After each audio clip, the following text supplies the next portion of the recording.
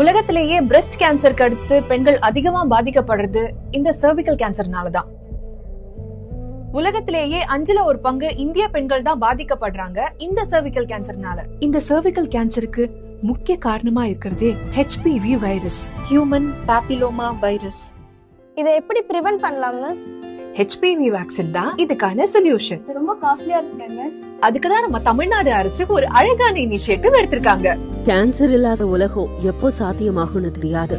ஆனா கருப்பை வாய் புற்றுநோய் இல்லாத தமிழ்நாடு சாத்தியமாக இருக்கு. தடுப்பூசி மூலமா போலியோ நாட்டுல இருந்து முற்றிலுமா ஒழிஞ்ச மாதிரி அறிவியல் துணையோட நம்ம முதலமைச்சர் ஸ்டாலின் அவர்கள் ஹியூமன் பாப்பிலோமா வைரஸால ஏற்படக்கூடிய கருப்பை வாய் புற்றுநோய முழுமையா தடுக்க வழி செஞ்சிருக்காங்க.